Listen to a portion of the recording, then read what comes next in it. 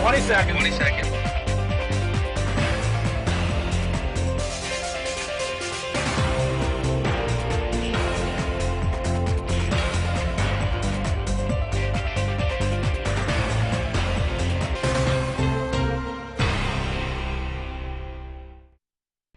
Hello and thanks for joining us on SUTV News. I'm Emily O'Shea. And I'm Kyle Rogers. These are the headlines hitting papers across newsstands in the country. Fallout reaches Paterno and President. Scandal casting shadow from the USA Today. Paterno out from public opinion, but the cover on the Patriot News out of Harrisburg sums it up. Fired by phone. It's one of the great sorrows of my life. With the benefit of hindsight, I wish I had done more. Sean Gallagher joins us right now to discuss more about Joe Paterno's firing and Graham Spaniers from Penn State amid the child sex abuse allegations. Sean, just in a few sentences, can you update us on what's going on? Well, as you know, Joe Paterno was fired last night by the trustees around 10 p.m. And mostly this week we've seen the athletic director and vice president from Penn State. They both have turned themselves in. They are both being charged with perjury. As we know, Jeff Sandusky is being charged with sexual assault of what is now said to be currently 9 people who have come forward saying they were victims of Sandusky. When they were children, and it was Jerry Sandusky. I'm sorry. That's okay, no problem. But no, Jerry Sandusky was charged with 9 counts, as you say, of child sex abuse while he was working at Penn State. And tell me how this all came to light within the last couple of weeks, or last week. Well, what happened was on Saturday it was revealed by one of the victims' mothers that Jerry Sandusky, her son had been sexually assaulted by him. But the one story that really came to light was back in 2002, while Jerry Sandusky was retired from coaching, but he was still allowed around the facilities, had an office, full access to the facility. And Sandusky also had an organization called the Second Mile, which helped underprivileged, troubled kids just trying to make a better life for themselves. But it was Mike McQuarrie, who is now the wide receiver coach. He was a GA at the time, 28 years old, witnessed a terrible act in the showers at the facility. And what he did was, at first he went to his father, and then he goes to Joe Paterno the next day and reports it. Now Paterno waits another day, and then he goes to the athletic director, Curley. Curley then talks to Schultz about it, and they conclude, as they look into this investigation, they conclude that they were just horsing around. And Graham Spanier, who's also involved in this, actually approved the statement that went out. So it seems that there is a lack of reporting, lack to report something like this, something that is just so morally wrong, and that's why I think so many people are upset about what happened. Yeah, and I won't go into detail, but we read the 23-page court report, and it wasn't just horsing around. It was something much more serious. And the issue at hand here is why Penn State officials didn't go straight to the police, and that is where Mike McQuarrie is getting a lot of bad press about. I've tried to narrow it down in different ways. I think you have to look at it this way. Mike McQuarrie, he was a GA. He's at the bottom of the list when it comes to the coaching staff. Maybe he was afraid, especially when you have Jerry Sandusky, a man who spent 23 years with Penn State as the defensive coordinator, just such a legacy. I would say that he's probably number 2 behind Joe Paterno, some of the best coaches in the history of that football program. So maybe there was some hesitance by McQuarrie to go directly to the police or even to go to Paterno. I, for one, have questioned why he did go to his father at first. Why not just go to the police? And I think that's the big issue here. I've said it for the past couple of days. Why didn't somebody just have the decency to just go to the police? Why does it have to be that you hold this for 9 years and then it comes out all of a sudden? It's hard to look at these people and just look at them as human beings at times. Right. So the big question now is why, and we've been following the media. There's just been so much attention on Joe Paterno being fired from Penn State. So is Graham Spanier. But do you feel that the children, the whole reason this is happening, are being overshadowed of sorts? They are being overshadowed. It's by both the students, the alumni, and the media. I feel at times that the media did bypass the victims in this case, because I've talked about it.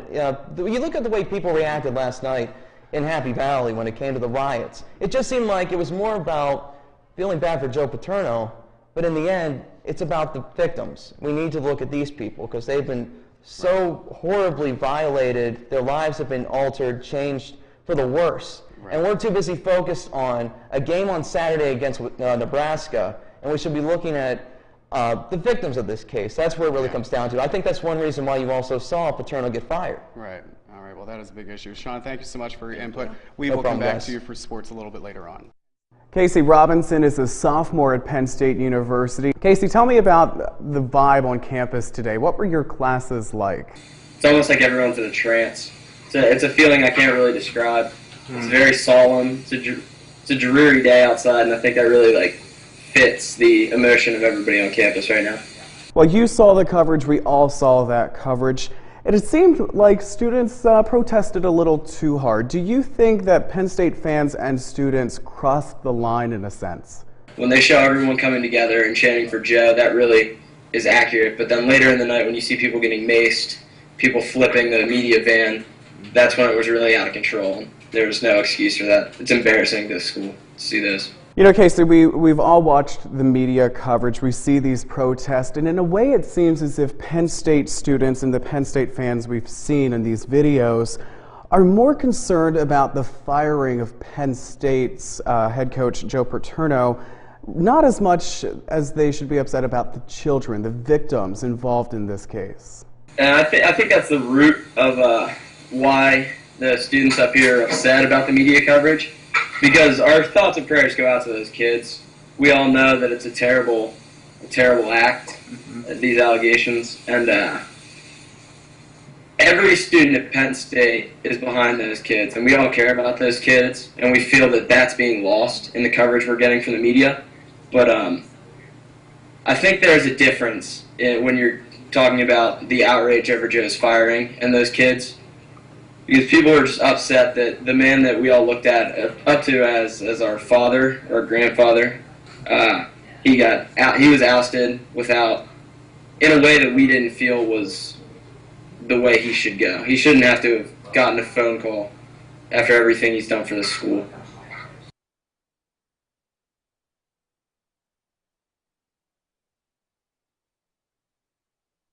Football for the Pittsburgh Tribune. She says in her years familiar with Penn State, she's seen nothing like the protest from last night.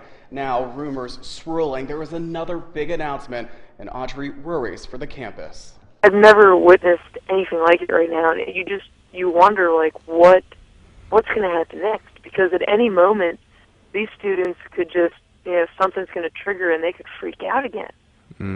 And when you have, 44,000 students on a campus, and thousands of them are rioting, you just wonder. I mean, it's the footage out there, the video of a news truck getting tipped over last night. It's like, gee, just adding more and more problems to this already messed up situation. And Audrey continues to work for the Collegian. It's the Penn State's newspaper. Her work was featured in USA Today and earlier this morning on Good Morning America and ESPN.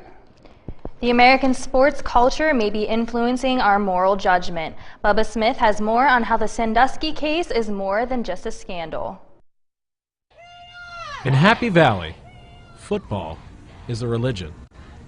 It's also a self-sustaining stimulus package, raising nearly $50 million a year for the university. So when a scandal threatened to bring down a money-making machine, the allegations of sexual abuse by former Penn responsibility took a back seat. Failing to report suspected abuse. Whether it's Division I or Division II or III or professional sports or high school sports, that people respect the law. Dr. Zentek is a ship sports psychology professor, but also coached field hockey at Michigan University. At Michigan, our football team paid for all women's sports and all men's minor sports. Michigan used the football team to help other teams get sponsorship. And the agreement with the university was, if you sponsor football, you must sponsor every women's sport and every men's minor sport. But having this much financial importance isn't always a good thing. In many cases, university sports does definitely control universities. Sports' influence on a school's income is clear, but the culture may be affecting moral judgment as well. Faithful fans take to the streets to protest one legend's firing, families of victims continue to grieve. Be on my left thigh. I'm sure many felt very strongly about him as a coach and went forward, but I think hopefully they'll have time to sit back and reflect on the whole picture. A bigger picture that may mean changing how we look at sports. Brandon Smith, SUTV News. Though the investigation is still pending, the Sandusky scandal has changed the sports world forever.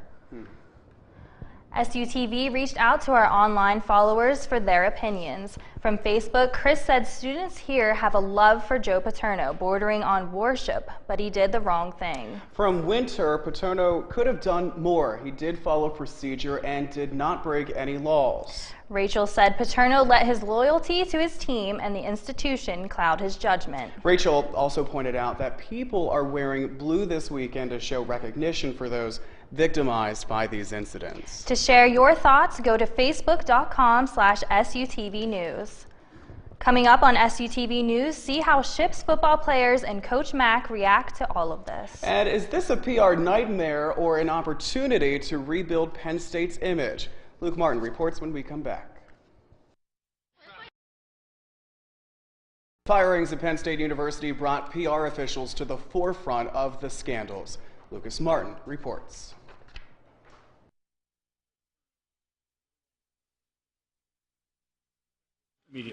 In an instant, Joe Paterno was removed as the head football coach at Penn State. The public relations officials there believed that taking these actions were the right course considering the situation. But what went into the decision and how could it have been made better? To answer these questions, I spoke with Dr. John Ellerbach of the Shippensburg Journalism Department. What Penn State wants to do, of course, is get it behind them. And it certainly doesn't want to be known as the place where Paterno's folks did bad things to kids. It is this sense of urgency, Dr. Ellerbach says, that led to Penn State's decision to fire both Paterno and President Spanier. They want to get this behind them. This could go on for a long time, all the allegations, all the litigation, but they needed to be decisive right now and say the top people are responsible, they're gone. Rachel Ballard, president of the student PR group at SHIP, holds the same opinion about the firings. The fact that they took Joe Paterno and the president out of the equation, that shows the public that we're taking this seriously and that we're not just going to brush us under the rug like they did for the past 10 years. Rachel, however, has an idea on how to better the situation for Penn State. And I think ultimately they need to find a way to take the situation and make it a cause or something like that, like donating money to an abuse, something, I don't know, maybe from a football game, to show that they're not taking this lightly and they see that there is justice that needs to be served. Both Rachel and Dr. Ellerbach agree that though Penn State may not be ruined, they have a lot of work ahead of them to clear up this mess. Lucas Martin, SUTV News. Thank you, Luke.